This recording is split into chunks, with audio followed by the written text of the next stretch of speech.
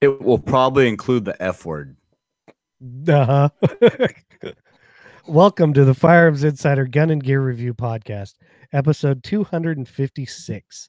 On this show, we showcase gun reviews, gear, and anything else a gun enthusiast may be looking for. We strive to evaluate products from an unbiased and honest perspective. I'm your host, Chad Wallace from the Firearms Radio Network, your source for all things firearms related. In this show, we will be discussing the BigHorn Scout, a waterproof RMS, and an adjustable SIG 320 trigger. Tonight on the podcast, we have the usual Zane, Rob, and Tony. So let's see. I don't think Rob did anything in firearms, but did you? No, I played hooky last week. I went on a cruise. I was totally vacation mode last week. Yeah, well, I guess I'll mute you now then. See ya. Tony?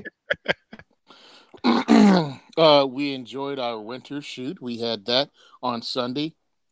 Lots of cool guns. I think we shot the Glock 45. I wanted to come and talk about that, but I guess we can do it later, right, in the show? Yeah. Shot the Glock. Whenever. All right, shot the Glock 45. Was really impressed by it. We were shooting 14-inch target, steel target at 200 yards. So that's what I tested out the Glock 45 at. And, of course, in Jersey, you can only have 10-round magazines as of last week. So 5 out of the 10 rounds nailed the target at 200. Everything else was close. Shot Rock Island 1911. Shot a snub nose Charter Arms 45 ACP. Nailed it. Sean got it in the first 5, two out of 5 times. It took me twice. I had to load up, and I got it the second, what I guess you say revolver full, I don't know, cylinder. But I had to feel the trigger out. So just call it a clip. It's all a clip. The clip. Second clip. I was on the second clipazine. And by the way, Charter Arms, you don't use a moon clip. You load individually, which is pretty cool. I was looking at it going, this ain't so bad. Anyway, had a lot of fun shooting a lot of different guns. I'll be posting pictures later on. That's what I did in guns this week. Sweet. And I guess we'll go to Zane before he starts having a coughing fit. Yeah, might die. It's possible. Hey. Well, don't promise things you can't come through with. Yeah. Poor Zane. Poor Zane. So what I did in guns, I cut half my beard off, which means I'm half as knowledgeable on guns, because we all know if you don't have a beard, you don't know what you're talking about when it comes to guns. So, and you know what else I did? Not necessarily gun related, but pay attention, people. I had my hearing checked today for reasons I'm not going to talk about on air. Yeah.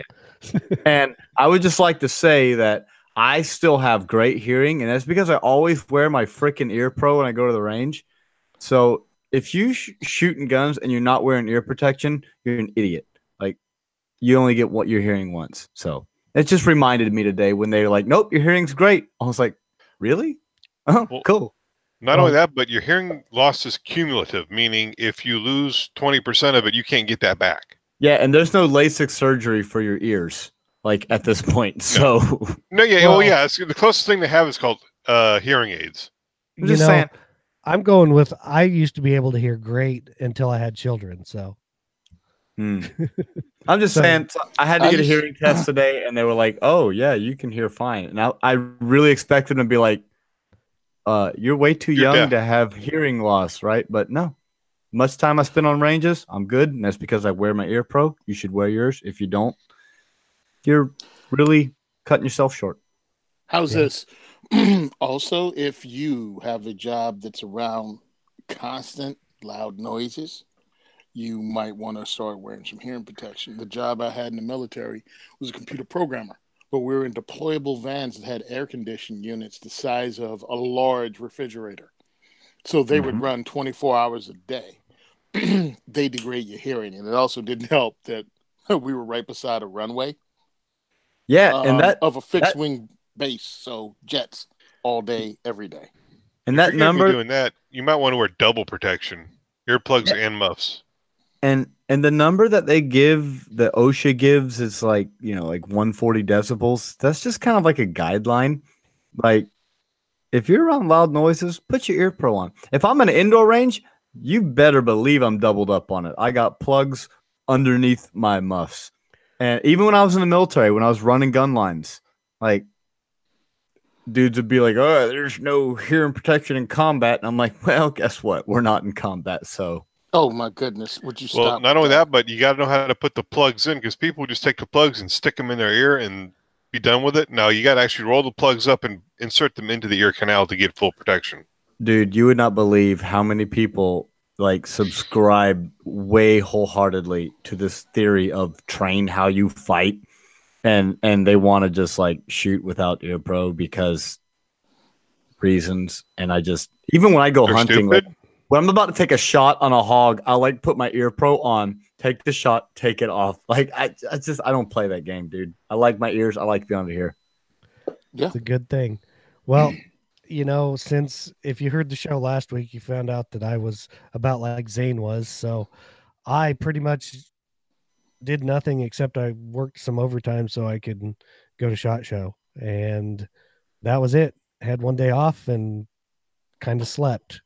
So I'm doing a little better now. I guess it's contagious over the internet because Zane got it. Don't ask me how. everybody's been telling you can catch a virus online. Duh. Uh-oh. So yeah, exactly. I'm way more concerned than the cold now at this point. I would be too. So we are not going to record a show next week because it is Christmas. So Merry Christmas to all you listeners. Bandwidth sponsor is Patriot Patch Co. They have new patches. Go check them out. And for pre-order, and of course the patch of the month, the Santa with night vision, because he sees you when you're sleeping and it's creepy. So sign up for that. If you want to get some AR parts, you can go to GunTech USA and use our affiliate link if you want. If you're shopping Amazon, you can use our affiliate link there at firearmsradio.tv/Amazon. And if you want to donate stuff to Tony's diversity shoot and are shopping at Black Bag Resources, use the code 2A4E and all the stuff in your cart will be given to Tony for his shoot. And now that Rob is back, he gets to read his disclaimer again. I don't know. I think Zane did such a masterful job. Maybe he should be the permanent disclaimer reader person. Nah. Dude, I can barely speak at this point. Okay. Here we go. I'll try to do good, okay? The views and opinions expressed in this podcast are those of the individual co-hosts and do not reflect the official position or policy of the Firearms Radio Network and or their employers. Viewer discretion is advised. This is especially true on live shows. And since we're all slackers, lazy people, and I'm off my vacation hooky, we have no reviews. Let's talk about this BigHorn Army Scout lever action rifle, which is wow, what a price. Yes, the MSRP. This is like Chad's I wish I could own it gun. Not really, but the MSRP on this is $27.99. Had I known that Zane was sick, I would have thrown some Springfield Armory stuff in here. But so since I didn't know, I threw normal stuff in here. Let's go over here. This is the BigHorn Armory Scout lever gun, as they call it. It is in 500 Smith & Wesson Magnum. Okay, so it's kind of what they call like blacked out. It's got blackout stainless parts on it. It's got a kind of a black laminate stock. It comes with an 18-inch barrel, 1 24 twist, the normal stuff. It is checkered 20 lines per inch. It is a 17.4 stainless barreled action. The metal finish they call Hunter Black stainless steel. The stock finish is a satin over the laminate. It's got a 1-inch recoil pad. It does have a integral front sight and a stud rear sight, or swivel mount. Sorry, aperture rear, blade front. It holds 7 rounds of the 500 Smith & Wesson Magnum. It has a length of pull of 13 5/8 inches. Overall length is 37. It only weighs 7 pounds, 10 ounces, which is not a bad weight for something this size. You can go over to the link in the show notes and they have a bunch of different options you can buy. Like if you want an octagon barrel, it will cost you an extra $750. But they have a bunch of things there. I think the only thing I can afford is the khaki hat, and that's $15. I put this in there. It's new. They're known for their big bore lever guns. I thought it was kind of cool how it's kind of blacked out, but besides that, I'm more into straight levers, and this has a curved lever, and that's just my personal preference. But if you're into big bore lever guns, we're an equal opportunity employer here at the Firearms Radio Network. The views and opinions of Chad do not reflect the official policy and or procedure of the rest of us. Hey, okay. Next. Wow. Now, so what do you have to say, Zane?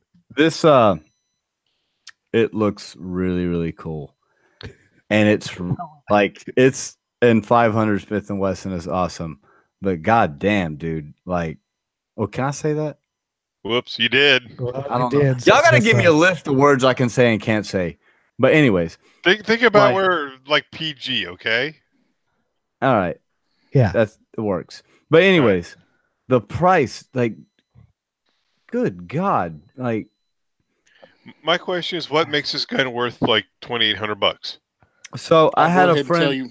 I talked about it before the show a little bit, but I had a friend, was looking for a lever action for her husband for Christmas, and it was a Henry, and it's a very, very similar firearm, chambered in a different caliber, but very similar in looks. It's got the rail up top for a scope, and it's got the nice kind of blacked out look and stainless everywhere, and the price isn't even coming close to this.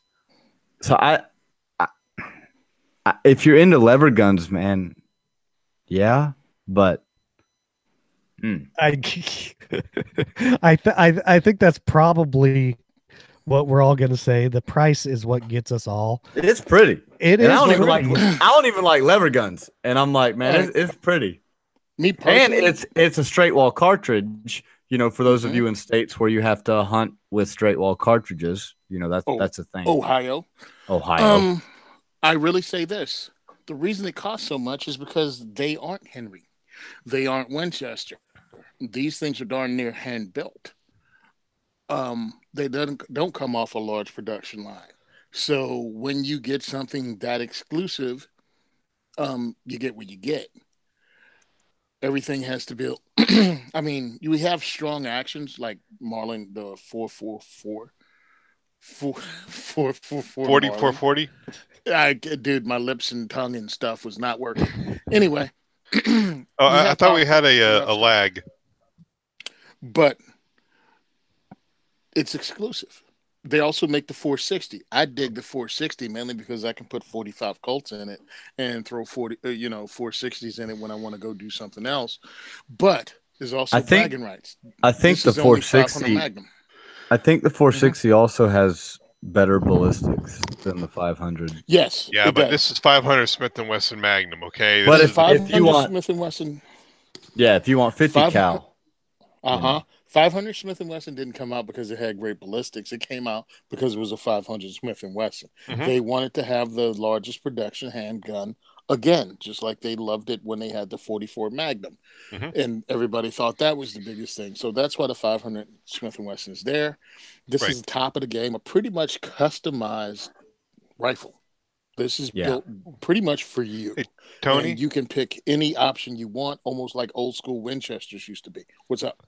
Would this be equivalent to the I want to say your friend, the gentleman you have up there that makes those custom 1911s? Pretty much. Where you can get your 1911 off the rack, or you can get this custom tricked out one that's pretty much precision matched machinery. Yeah. I mean, it really comes down to that. You have an heirloom firearm built for you. I'm wondering what the numbers are. Are they in the hundreds with these guns at this point, or have they even hit 1,000? I would say hundreds in my opinion, but I don't know. I was busy today, or I would have called them and asked. So not being in the lever action world, it's just not my world. What I'm kind of getting from what you guys are saying is this is more like a Wilson Combat or a Nighthawk Custom 1911. Basically, you're not buying a rack grade gun. You're buying a gun because it's so. In that case, like, yeah, I would totally spend the money for a Nighthawk Custom 1911, even though it's 3 times the price of a decent rack grade. So again, like if lever guns are your thing and you're into them, you're going to be hard to go wrong with this, especially if we're talking about straight wall cartridges for where you have to, but for like a scout rifle, for like if you're like a dude who like charters pig hunts, like you can kill some stuff with a 500 Magnum. Look at what you can do. You can throw a 22-inch barrel on it. They got the octagonal barrel, scope mounts, fiber optic front sights. I'm just thinking with that 18-inch barrel, and you put a scout scope on it. Like lever guns are a lot faster than bolt guns if you know what you're doing. Oh yeah, not as fast as a semi, but if you're into lever guns and you throw a scout scope on this and you go for a pig hunt, you can have a lot of fun. Well, one of their options is a Sig Romeo 1 red dot sight and mount. So, that's going to be a fast. That's going to be a fast to shoulder, fast sight acquisition, and just a huge. I wonder what the overall length you can have in these suckers that'll be picked up on the elevator, because you guys have seen that 700 grain round that I took a picture of and have on my Instagram, right? Yeah. That's a 700 grain bullet coming out of a 500. Now, this is coming out of between an 18 and a 22-inch barrel. That's going to bring all kinds of heat when that trash can flies down the freaking. But the funny part is it's hardened. So it's just going to hit and punch a hole through whatever Tyrannosaurus Rex that you shoot in the face with. You taking that home. Oh, yeah. No, dude, I would have no problems with at proper ranges, obviously, but taking this rifle for an elk hunt, for a moose hunt, like no problems, as long as you're in the proper ranges. Like you're not lacking in firepower anywhere. And again, like I said, lever guns are fast, man. If you know what you're doing with a lever gun, you can do work with them. I mean, I'd love one because I got the Henrys, I got the 357 Magnum, which this obviously dwarfs, and I have the 22s. They're a lot of fun to shoot these guns, dude. They don't have the stigma of the black rifle. They don't have the entire seriousness. Because I'm sorry, dude. We go hang out. We're going to make a range trip, and you go, hey, you want me to bring the Remington 700, or you want me to bring the BigHorn Armory 500 Magnum? Well, I know what I'm saying. Come on. I mean, who needs your shoulders? Yeah, dude, this thing, it doesn't kick that bad in a revolver. So in a 7.5 pound rifle, you'll be fine. Oh yeah. I mean, I shot the 8-inch barrel pistol. It was okay. It didn't cause me to flinch. Yeah, and like what you're talking about with the biggest, baddest cartridge, that's the thing. I have a buddy who owns an X-frame, Smith in 500, just because. Why not? Yeah. He wanted it. It's like, oh, there's a new big bad cartridge out. I'm gonna get that. And I've shot it, and it's not the monster like people make it. Does it kick? Sure, but it's not unmanageable. And that was in an 8-inch barreled revolver. So in a lever gun, I can only assume it's very pleasant to shoot. I'm figuring not even 12 gauge kick. Oh, I'm thinking like 223, 243, maybe. This is also something that's changed. This has changed in us as a community. Back when the 44 Magnum came out, nobody bought them. All right, let's just go ahead. It was a gun guy thing. It was the magazines and everybody got together and they said, we need this. Until, and I know you're going with this. So. Yep. Until, look, remember, 44 Magnum came out in like 53. Nobody bought them until Clint Eastwood came out with Daddy Harry. And then Exactly. people went nuts. Now, these were guns you could pick up anywhere, not cheap because they were Smith & Wessons, well made, but you can pick them up anywhere. Dirty Harry comes out, everybody runs out and buys them. Mhm. They'd shoot it, and they would come back with either 1 round missing or 6 rounds missing out of the box when people would sell them again to get away from them, because 44 Magnums kicked their butt. And that was in the early 70s. Fast forward to now, and you have 500 Magnums, and people aren't flint. You know, they're like, okay. Like a 44 Magnum is not only not the king of the hill, it's like it doesn't intimidate people anymore. So, funny For the story. most part. Funny story. A very young Zane, after he'd recently gotten his concealed carry permit, before he had taken any formal training, carried a 5-shot, 2-inch barreled 44 Magnum because he thought that was cool. And it didn't take too many range trips to realize this probably isn't the best concealed carry gun. So You got to understand, a young Zane had to look like an Ethiopian, like a photo negative of an Ethiopian. Wow. Yes. More pizza. I'm the captain now. I mean, you're not wrong. Hey, in the chat, good. Roberto said the recoil on one of these was like a 20 gauge. He There also, you go. I think That he sounds also about right. said that the fit and finish on those things is really nice. So, Sweet. It better be Yes. for that price. Yeah, Like, for $3,000, mean, God, man. I can buy a freaking scar for that price. oh, those fit and finish suck. yeah, Yeah. they don't even have the They can't same even color, match the like from the color, butt dude. stock. No, I'm not yeah, talking the it's flat dark color, earth man. multicam. I'm talking just a standard black scar. Yeah. Oh, okay. Okay. You mean the one they can get the color right on because Mhm. it's one color? Mhm. Yeah. And Well, the I'm other one they surprised can't. I'm surprised their blacks match. What are we Okay. talking The about other again? the other thing. Wait, what'd you say? No, I don't Yeah. The other- I'm not touching that one. the other thing is, like, if you're that guy who has to have the biggest, baddest caliber available, you know, because those guys exist, and you're not necessarily wrong. I'm not hating on you. I'm just saying it's not me, but like you can have this and your revolver chambered in the same cartridge if that's a thing to you. So it's just something else to throw out there. Like, some people are into that, having their handgun and their long gun in the same caliber. Doesn't matter to me, but that's a thing for some dudes. So, you know, it's an option It's here. true. It's fun. With the 357 and the 357, it's a fun option. Yeah, there's nothing wrong with it. Yeah, Angelo in the chat. Yeah, I love your 29 too. Here's a model 29. Dude, it is so much fun shooting big bore pistols. Yes, it's more expensive. Even when you downsize. All right, 500 Magnum, that's all you got. Unless you think shooting 500 long ball? There's a custom gun maker. I don't know how to say his name. Line Bow? Something like that. Rinball, I think. Yeah. Yeah, he makes something like that. 500.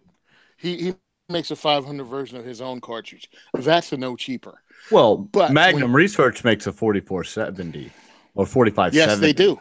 Revolver. They make a 4570. They make a 3030. It's It's called the the BFRs. BFR, the biggest, finest revolver. Finest That's right. revolver. That's what they call it. Yo, big It's- frame revolver. I thought they Either way. called it biggest funniest. Yeah. Anyway, We all know love what it really means. Yep. That's so right. I really love those when I go there because the fit and finish are crazy. Because you can't play around at this point when you're dealing with those pressures.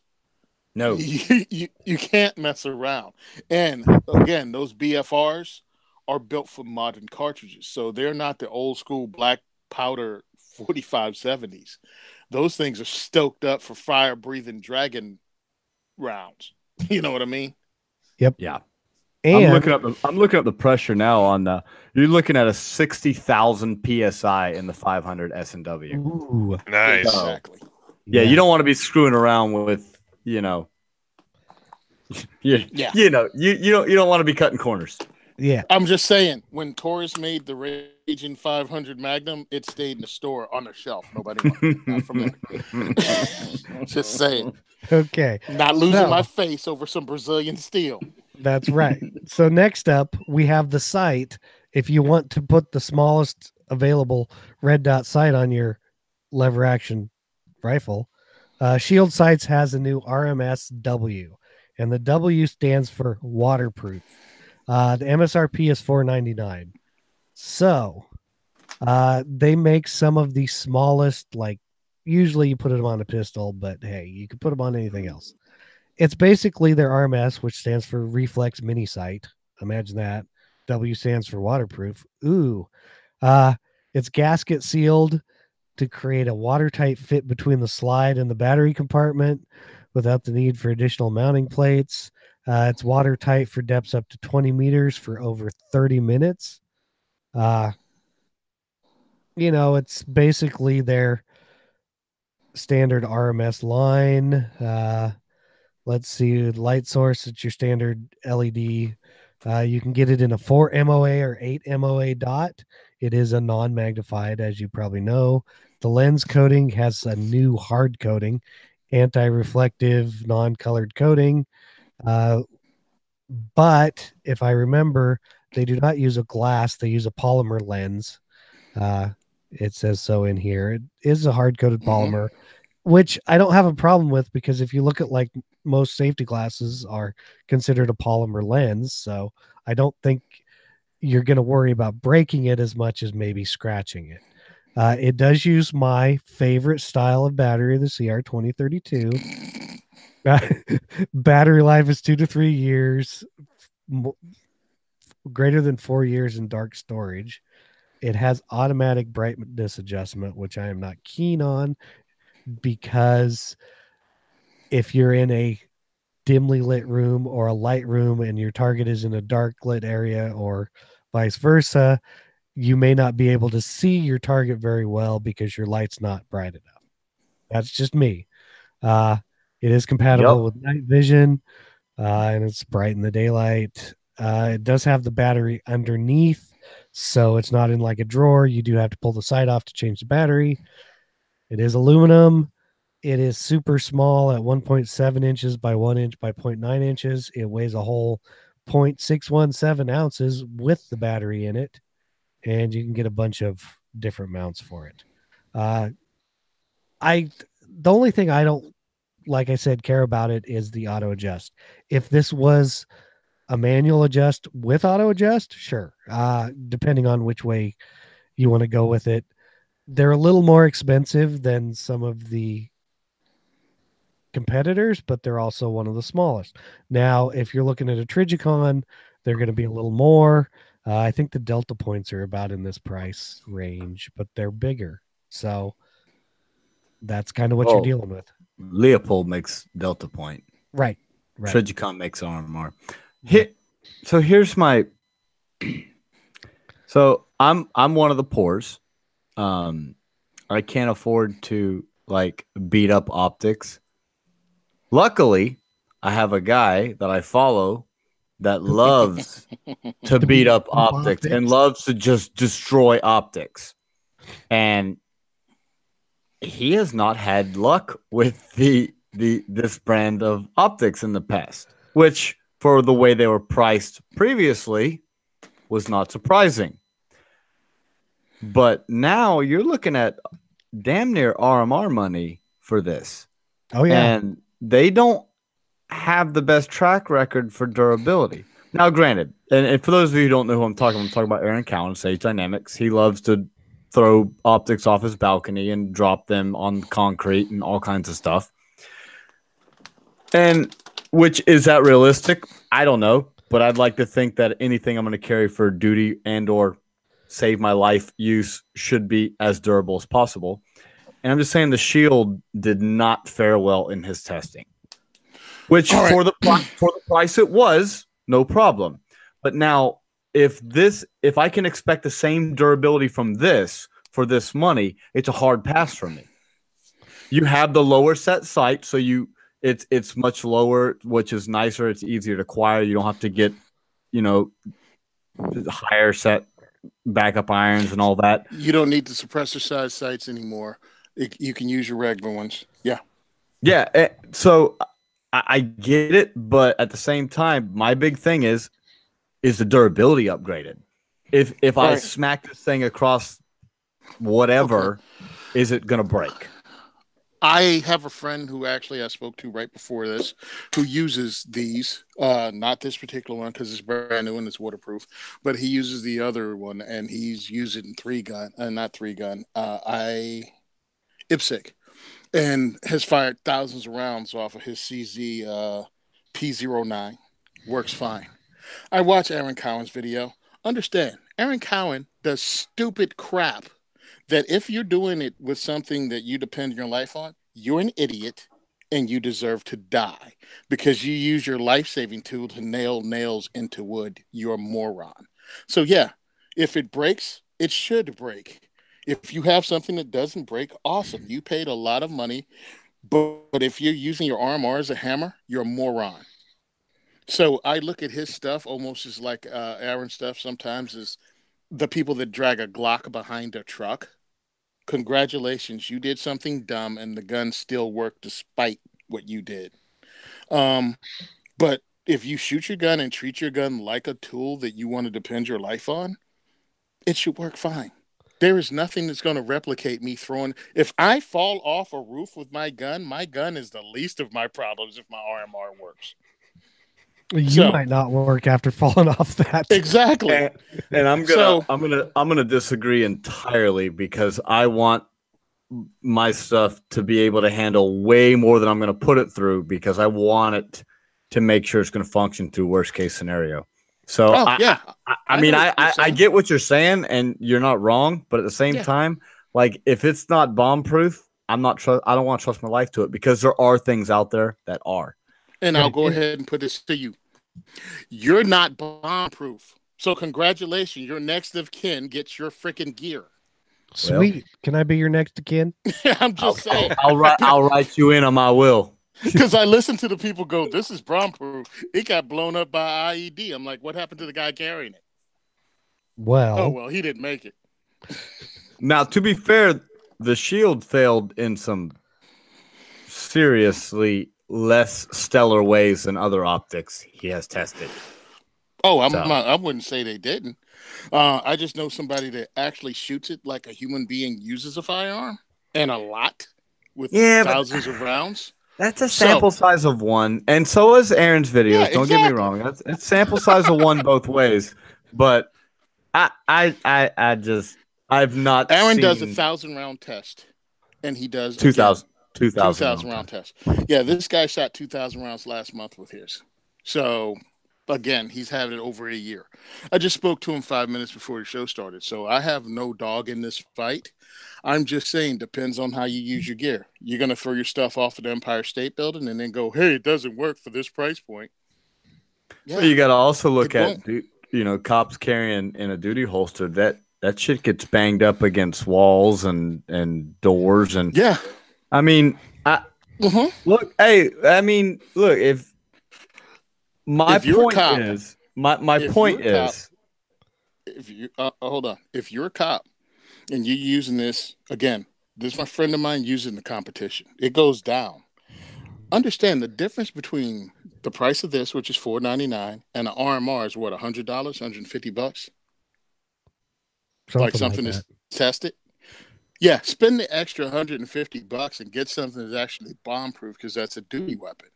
You got a range gun, this might work for you and might not. All right, so $150 or something you'll pull out for the range. I should qualify my statements is that I don't look at anything as toys. So yeah, I agree with you 100%. Like if you've got a range toy or a range gun, I mean, throw a Burris fast fire on it if you want. I don't care. Or a competition gun. Or even a competition gun because if it's a competition gun, because if it goes down, you lose that stage. But here's the thing: if this goes down, you have iron sights. You don't have it with anything else unless you get suppressor height sights. So the amount of money you're saving is one on the suppressor height sights, and two is on the overall cost of it. how much are you willing to spend, especially if you get into a sport that's new to you. And test equipment. Again, this is brand new. It should be tougher. It might not be. Try it out. And again, Aaron tested one. Now he tested predecessors to this and other stuff this company made, and it didn't work. But the Glock came out with the Glock 17 because the 17th version worked. The Glock 16 was probably a piece of garbage. So people that was work their before way he was through making stuff. guns. I mean, the Also- Glock 7 was polymer and you can go through metal detectors. I thought it And was also- ceramic. That's what I meant. He had to, and he also had to get to Gen 5, or excuse me, the Glock 45 before he got it right anyway. Achieve Glock perfection. All I'm saying is, if you're going to spend this kind of money on a site, pay the extra coin and get the RMR. Like, if you're going to get the other one, like for a toy, what was the original one? It was like what, $150? I thought they were like Don't know. $250.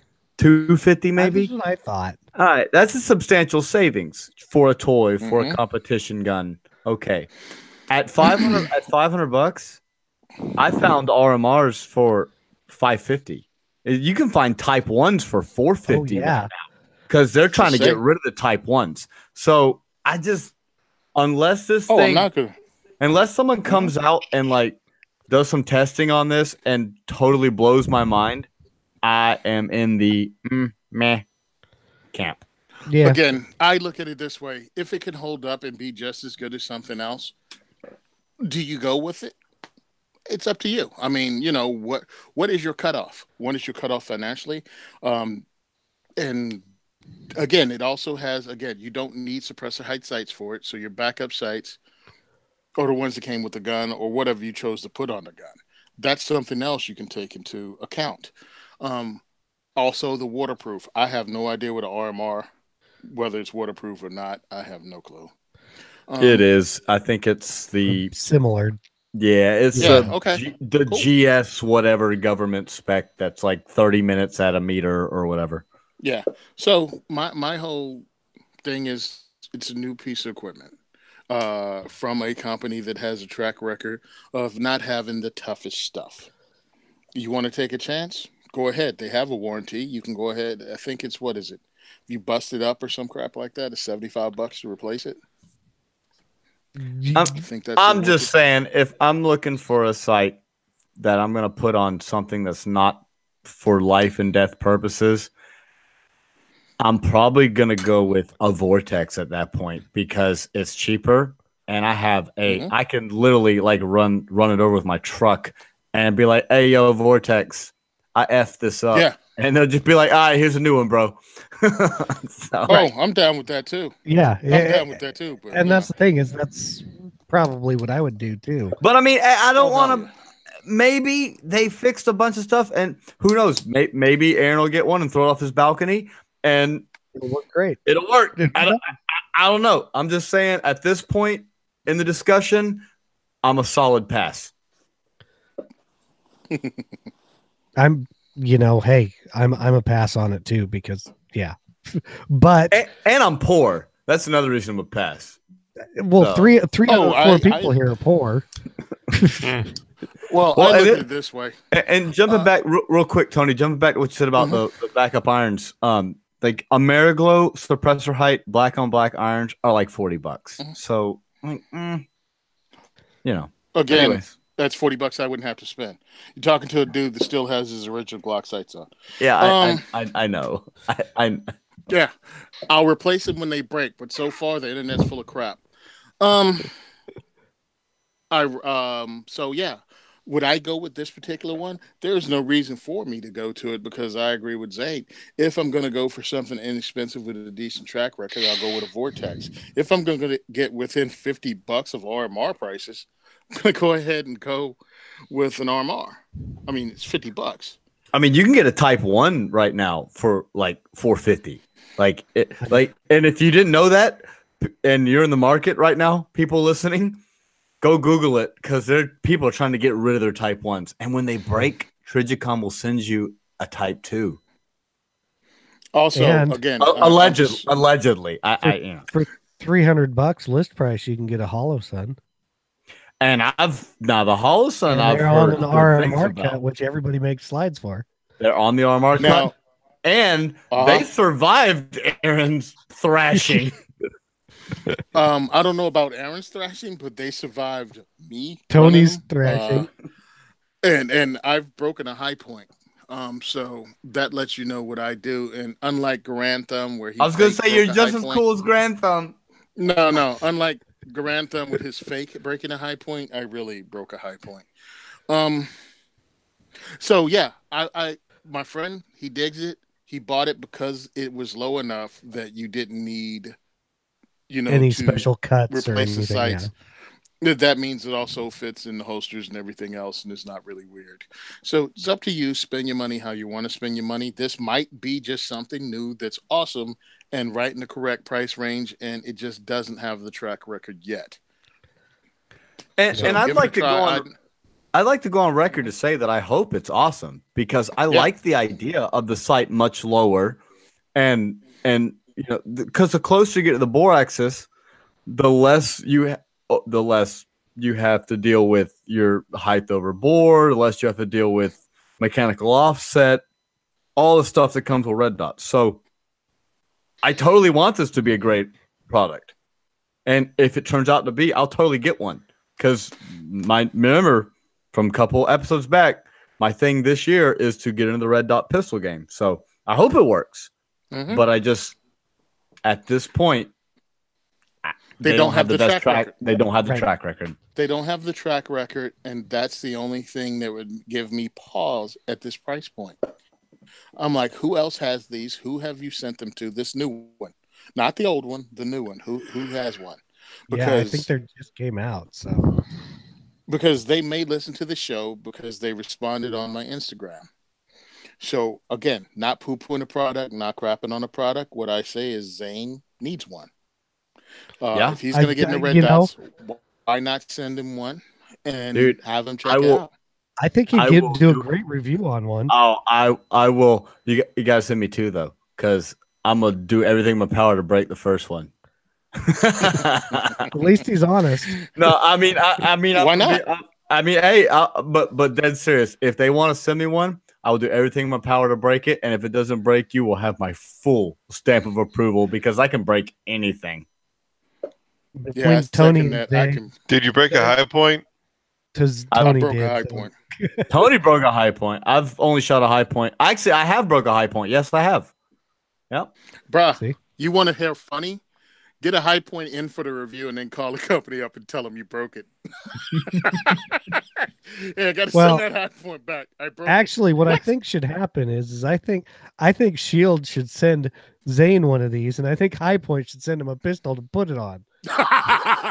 Oh, I would break the internet with that. Are you kidding? I know. I'm trying. You put that on. You put if I could find a company to mill a High Point, which I know a guy. I know somebody. Yeah, there's people that would do it and get it milled on, like one picture on Instagram. Done. The internet goes down. It's over. Okay. It's over. Well, now that I will do that. By the way, I'll do it. Yeah, I'm sure you would. I'll take it to a USPSA match. Yeah. Mm-hmm. Okay. As long as he doesn't have to spell it. Yeah, right. USPSA match. What are you gonna shoot? What class are you gonna shoot it in? No class. Carry optics, right? Yeah, there you go. It would work for carry optics because it's a 10-round mag. Yeah, right? You cannot. Okay, the C9.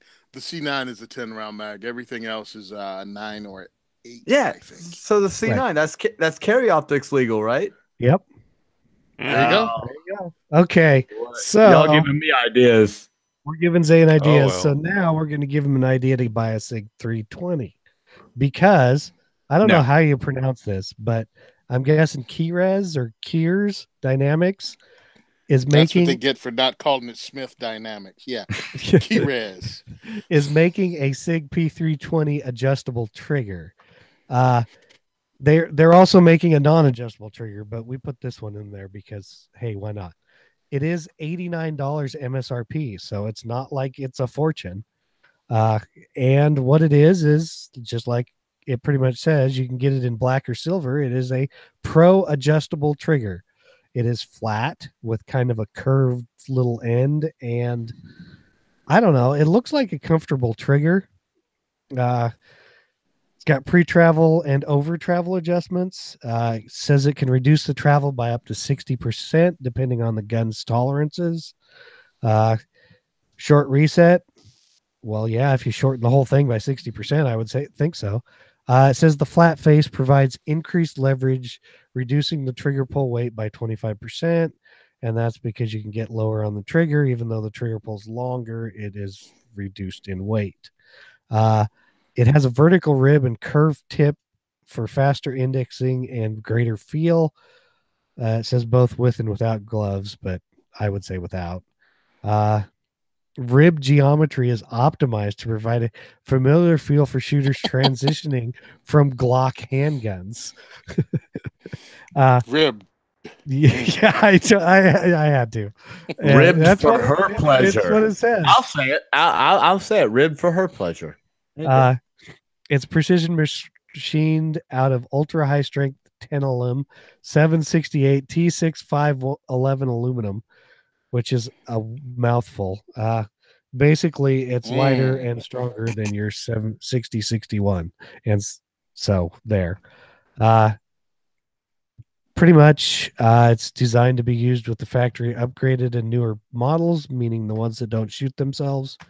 It is hard anodized with Teflon impregnation.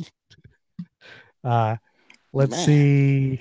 we just full of innuendos tonight. Pretty much, it's just innuendo packed.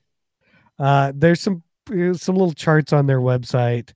It looks like you buy them through sigparts.com, which I think might be their site that sells them. I can't be sure, but hey, if you have a SIG 320 and want an adjustable trigger, they now make one. I didn't think the price was bad. If I had a SIG 320, I'd think about buying one of these. Hold on. The price is not bad at all.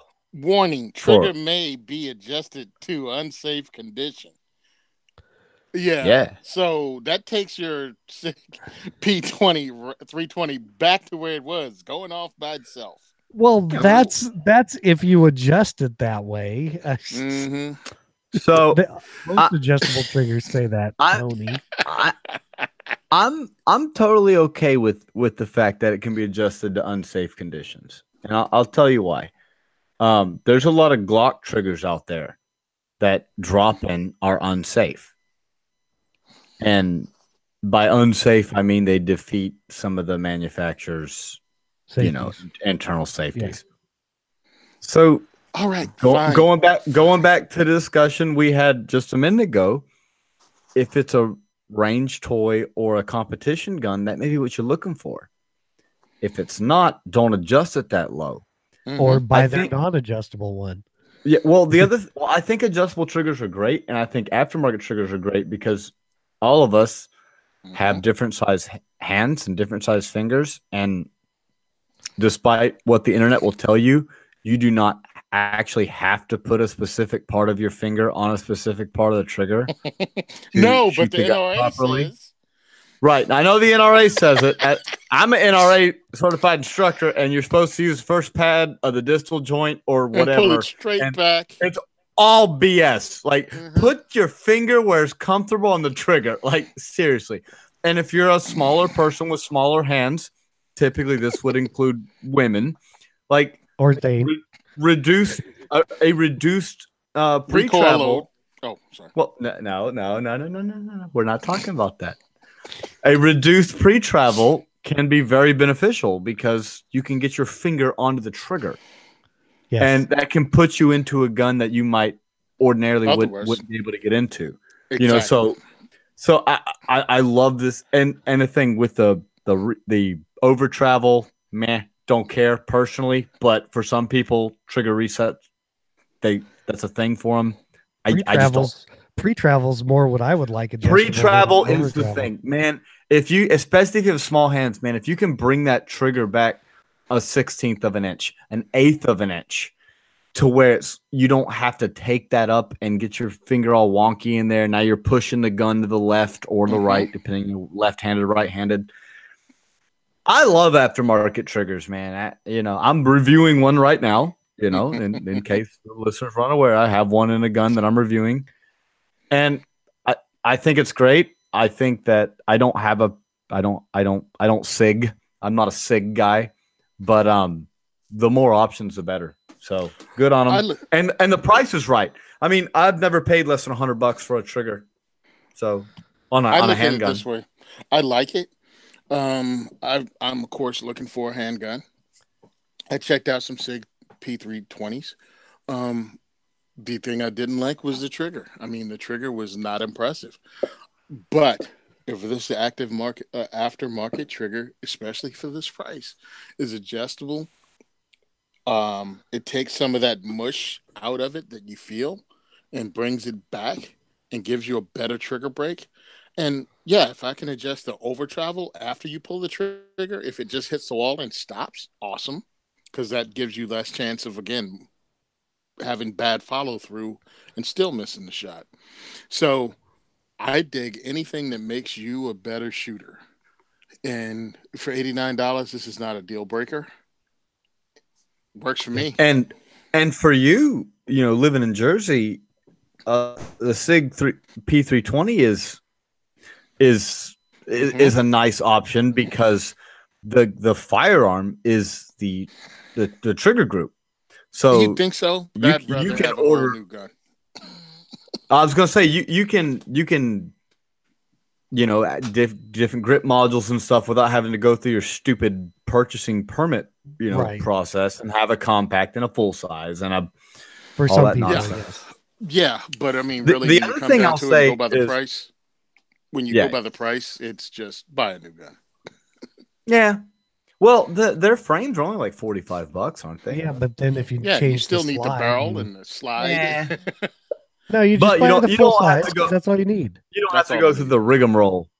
I know what you mean. Believe me, I've thought about it, and it's like, yeah, I can have more than one firearm. I can have one firearm, quote unquote, legally, and have multiple sizes. There you go. Yeah. Configurations. And don't misunderstand what Tony said about the trigger. Like, if you can't shoot, you can't shoot. Mm-hmm. Put an aftermarket trigger in your gun is not going to help that. Ain't going to help you. And for people's information, if they don't want the adjustable one, the standard flat trigger that this company makes is only $59. And I like flat triggers. But if you're a shooter and you are trying to tighten your groups up and you're really, you got your grip nailed in and you're starting to start looking at different triggers because different triggers make a difference, man. They do. You can it's just the way it feels. I mean, and like I said, $89, that is not bad. I think I paid $130 for my Overwatch Precision. I think I paid $150 for my agency. And I have the one that was sent to me that I'm not going to give the brand out yet because I don't know if I like it or not yet. They retail right around $100. So, you're not doing bad. Right. Exactly.